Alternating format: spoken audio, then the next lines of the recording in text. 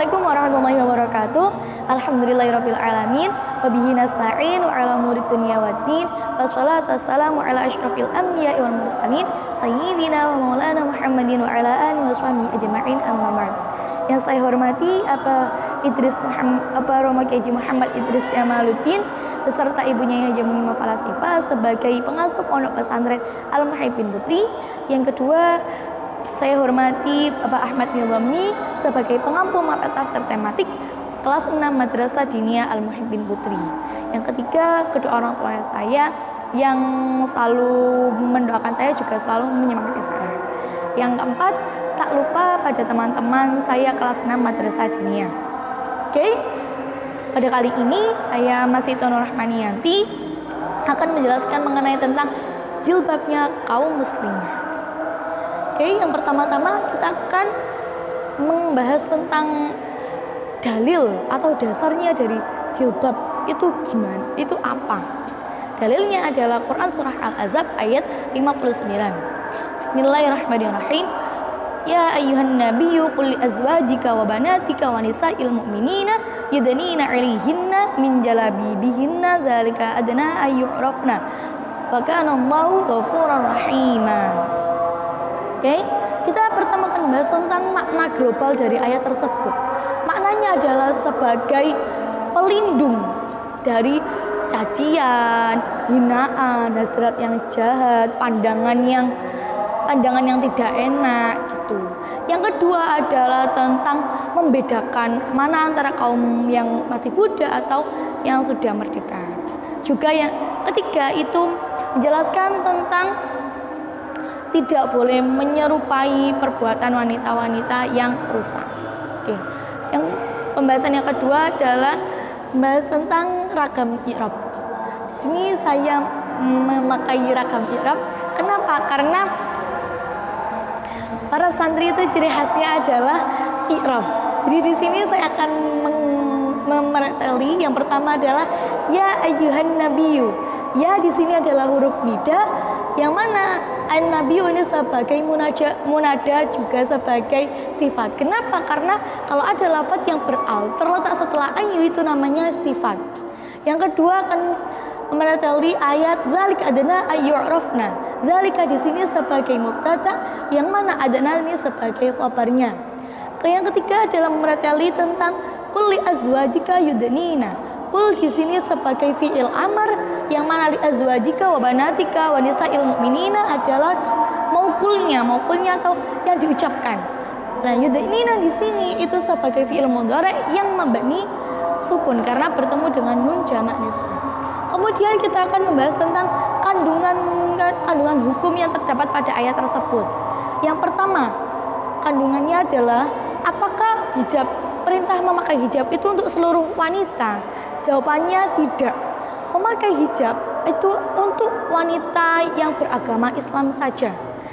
Jadi yang non-Islam itu tidak wajib. Gitu. Tetapi yang non-Islam juga harus menghormati yang muslimah. Dengan cara gimana? Tidak berpakaian telanjang atau yang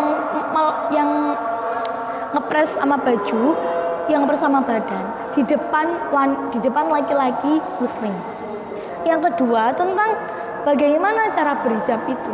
Di sini para ulama tafsir berpendapat seperti Imam At-Tabari, Ibnu Jarir At-Tabari, Imam Abdul Razak itu mengatakan bahwa cara memakai hijab itu seperti orang yang memakai cadar, namun sampai seluruh tubuhnya. Jadi yang kelihatan hanya matanya saja. Tetapi ada juga Imam As-Sudai yang mengatakan bahwa memakai hijab itu hanya menampakkan sebelah mata. Hal ini didapat karena dari kebiasaan orang wanita-wanita Spanyol. Gitu. Yang ketiga adalah apakah perempuan wajib menutup wajah? Di sini jawabannya ulama berbeda pendapat. Pendapat yang pertama itu wajib. Kenapa? Karena wajah ini merupakan perhiasan utama. Dalilnya adalah wala yudnina illa li bu'ulatihinna aw li abaihinna. Jadi tidak boleh menampakkan perhiasan kecuali ketika ada hajat gitu. Yang kedua, pendapat yang kedua adalah boleh menampakkan wajah dengan syarat gimana? Dengan syarat niatnya itu tidak untuk memamerkan atau menarik perhatian. Juga ada ulama yang berpendapat bahwa wajah itu bukan termasuk perhiasan atau bukan termasuk aurat. Kandungan hukum yang keempat adalah apa saja syarat berhijab itu? Yang pertama harus menutupi seluruh tubuh. Dalilnya adalah Quran surah Al-Ahzab ayat 59. Yang kemudian syarat yang kedua adalah harus berbahan tebal, tidak boleh tipis. Alasannya kenapa? Dulu waktu ketika Asma binti Abu Bakar itu sowan ke dalamnya Rasulullah, itu memakai baju yang tipis. Kemudian Rasulullah memalingkan wajah dari Asma. Kemudian yang ketiga adalah tidak boleh memakai wangi-wangian. Tidak boleh memakai wangi-wangian. Kenapa? Karena ketika ada seseorang laki-laki yang sudah mencium bau harum dari tubuh kita, yang berasal dari tubuh kita, itu sudah termasuk zina. Kemudian yang keempat adalah harus polos, tidak boleh ada hiasan-hiasannya. Gitu. Yang kelima adalah tidak boleh, harus longgar, tidak boleh sampai ngepres sama badannya. Gitu. Setelah kita membahas tentang kandungan hukum, kita akan membahas tentang sebab turun ayatnya. Sebab turun ayat dari Quran surah Al-Ahzab ayat 59.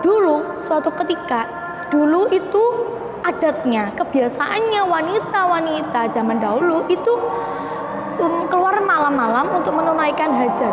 Kemudian ada segerombolan orang laki-laki yang mengganggu mereka. Ketika laki-laki tersebut ditegur, jawabannya gini, ini loh wanita budak, bukan wanita merdeka. Kemudian turunlah ayat ini yang mana memerintahkan untuk membedakan antara wanita perempuan yang merdeka sama wanita yang budak dalam hal pakaiannya. Ada juga Imam Ibnu Al-Jauzi mengatakan sama seperti itu. Namun bedanya ketika mereka ditegur, mereka jawabnya gimana?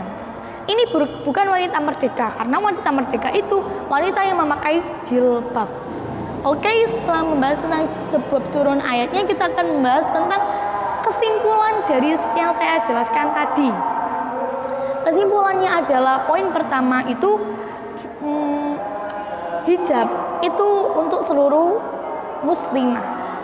Yang kedua adalah istri-istri Rasul dan juga anak-anaknya Rasul yang keturunannya Nabi yang suci itu wajib menutup aurat. Yang ketiga, adanya hijab itu bukan untuk tambah memalukan, tetapi untuk menambah kemuliaan kita. Gitu. Yang keempat, harus memakai jilbab sesuai syariat, yakni menutupi seluruh tubuh berdasarkan ayat tadi. Gitu. Dan kesimpulan-kesimpulan yang lainnya bisa Anda simpulkan sendiri. Kemudian kita akan membahas tentang hikmah tasyri'nya. Hikmah dari ini semua tadi tuh dulu yang awalnya masih menganggap bahwa jilbab itu kita meniru adatnya orang Abbasiyah dan lain-lain yang katanya meniru-meniru, tetapi dengan turunnya ayat ini itu menyimpulkan bahwa adanya jilbab itu berfungsi untuk menutupi aurat, bukan untuk meniru-niru. Sekian dari saya, semoga manfaat dan barokah. Assalamualaikum warahmatullahi wabarakatuh.